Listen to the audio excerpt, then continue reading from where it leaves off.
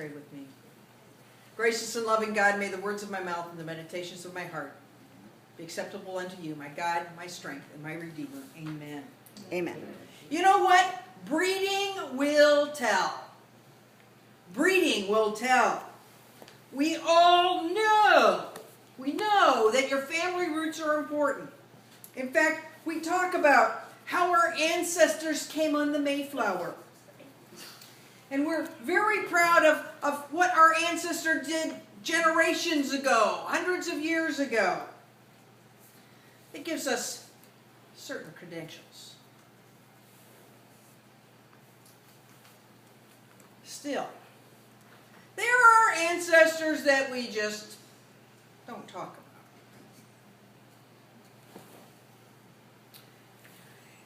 You know, the murderer, the slave trader, the unmarried mother. Every one of you can look back in your family tree and say, oh, we don't talk about that person.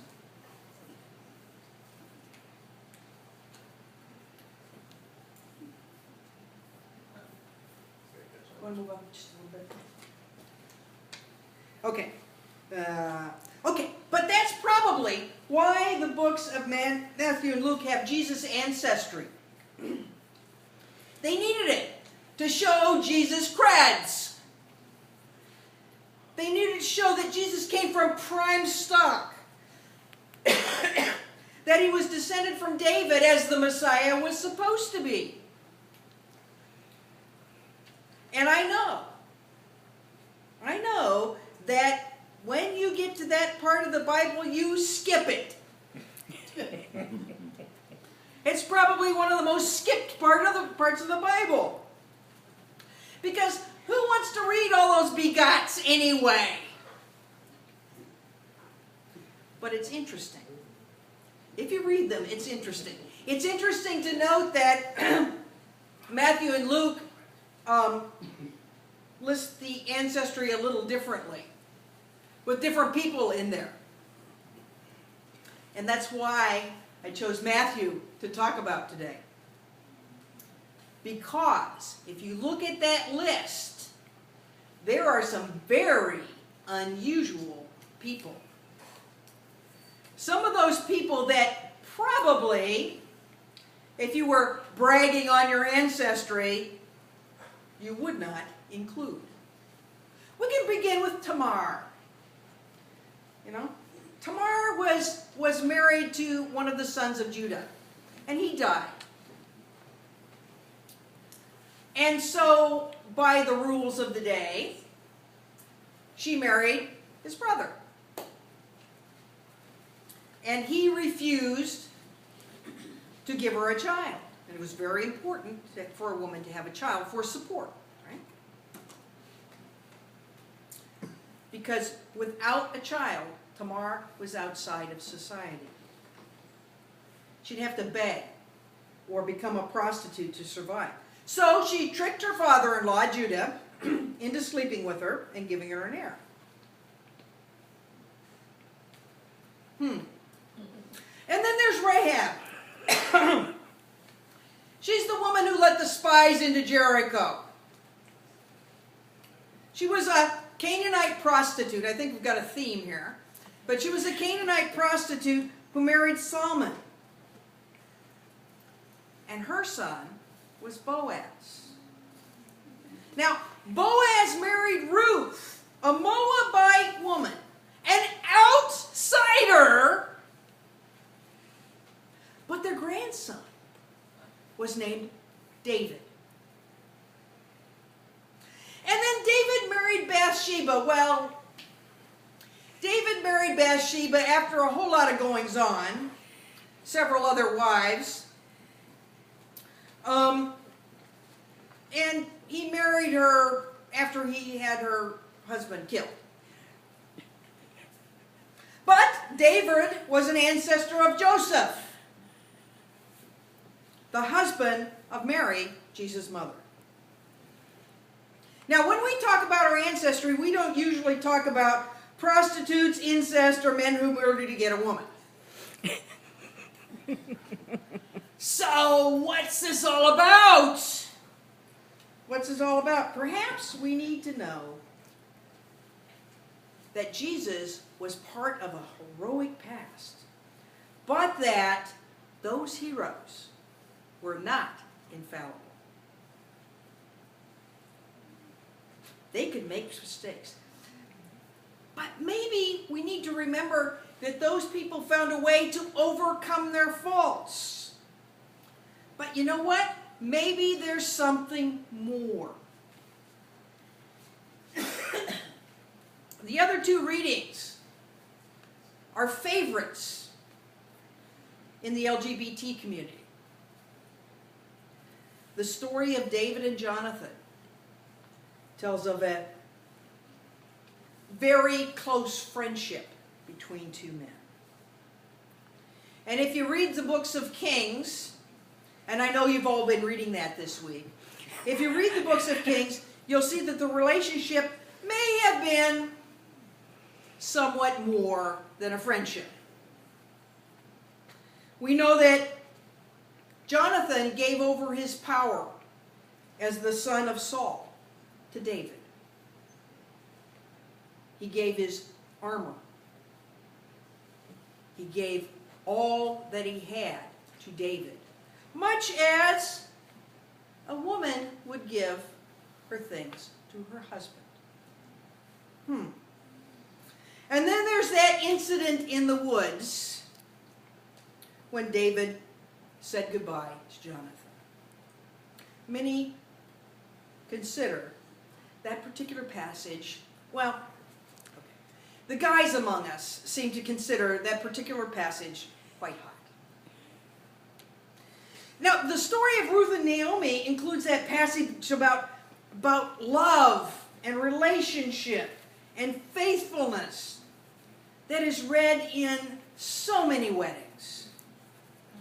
I always find it interesting that Ruth followed Naomi back to Jerusalem, and that reading that goes in so many weddings is one woman to another.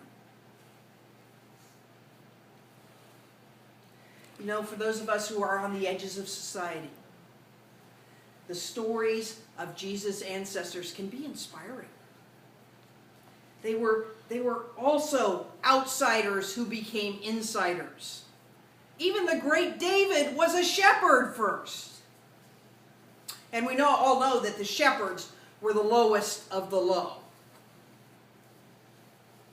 But these people are proof that sometimes God chooses unusual people to do God's purposes, to move God's agenda forward.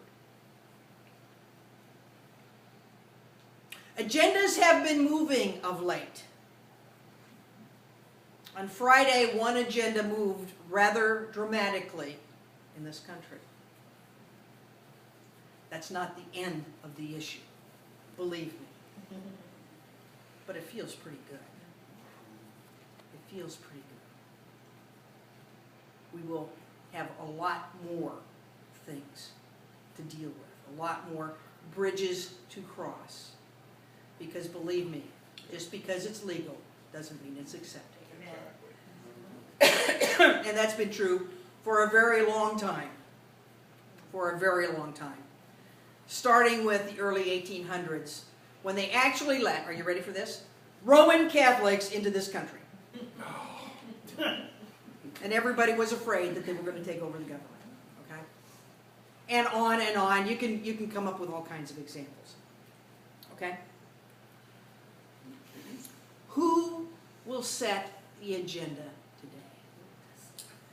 Who's going to set it? Excuse me. Who's going to move it forward? You know what? I suspect that the person who sets the agenda, or more likely the people who set the agenda for where we go from here, will not be a multimillionaire. Will not be a famous politician, a great athlete. I suspect that it's not just one person. I suspect that the world will be made better, that the problems of the world will be solved by a whole lot of little people. Little people who come together for the common good.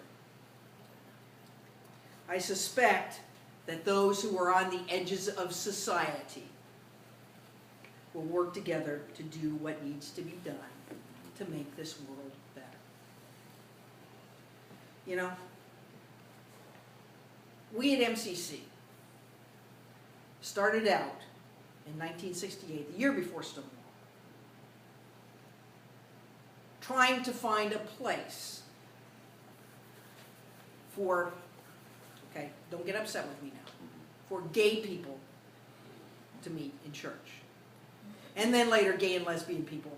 And then later gay and lesbian, bisexual, and finally gay and lesbian, transgender people. And now all of the alphabet people, right? We met together. And we said, well, Troy Perry and 12 other people said, we just want to be a church where you can be who you are and be accepted. And be accepted. And so we started the move.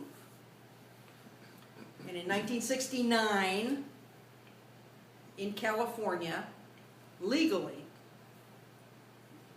Reverend Elder Perry married 2 men. I mean, he performed the ceremony for 2 men. Yeah. Quickly they changed the law, but that happened. And the year later in Colorado, he did the same thing, and quickly they changed the law. But we have been in this denomination, working on the edges of society for that to happen for a very long time. For a very long time. 1998, my lovely bride and I, she wasn't my bride yet, this hot woman and I, went down to Washington, D.C., and we had a pride march down there. And one of the things that we did was the wedding. Knowing that, at that point, it was not recognized anywhere in this country. And just 3 years later, our friends to the north said, why shouldn't we let people marry? Actually, it was the MCC in Toronto that started that whole ball rolling. And then things have moved slowly, slowly, slowly, to the point where something like 60% of the people in this country believe that we should be married, be able to be married. Not that you have to be.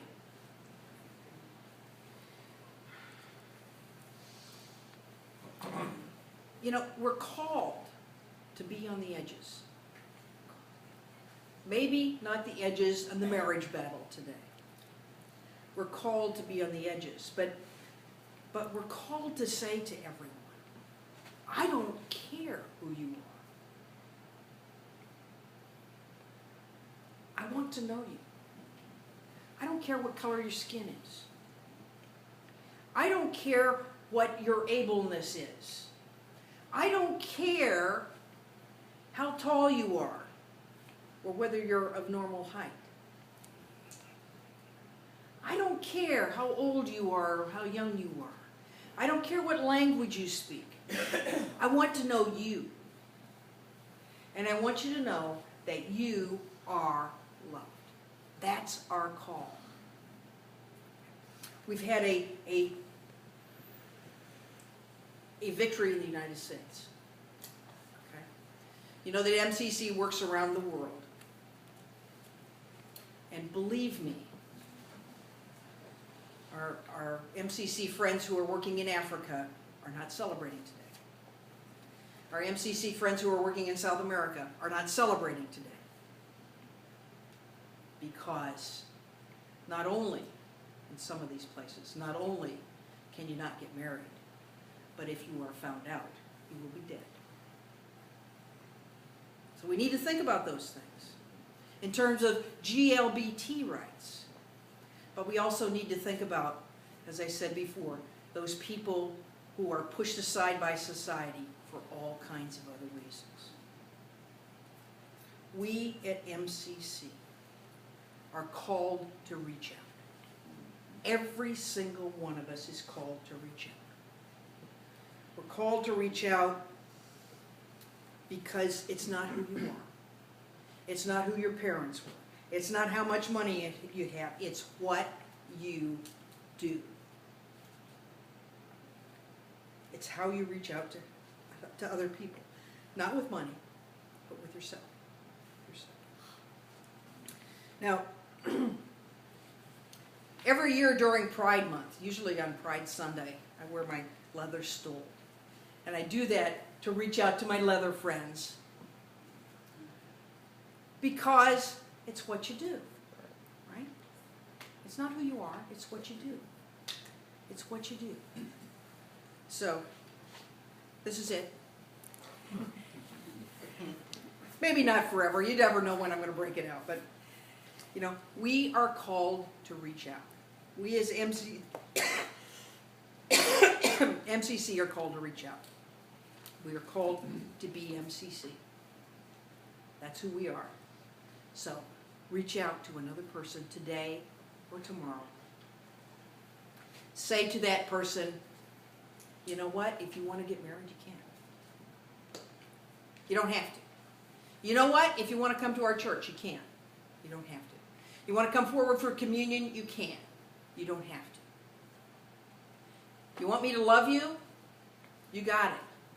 Even if you don't want me to. So, this week, every week, from now on, find someone and just reach out. Say hello, shake a hand, give somebody a hand up on the bus. Do something for another person. Amen? Amen.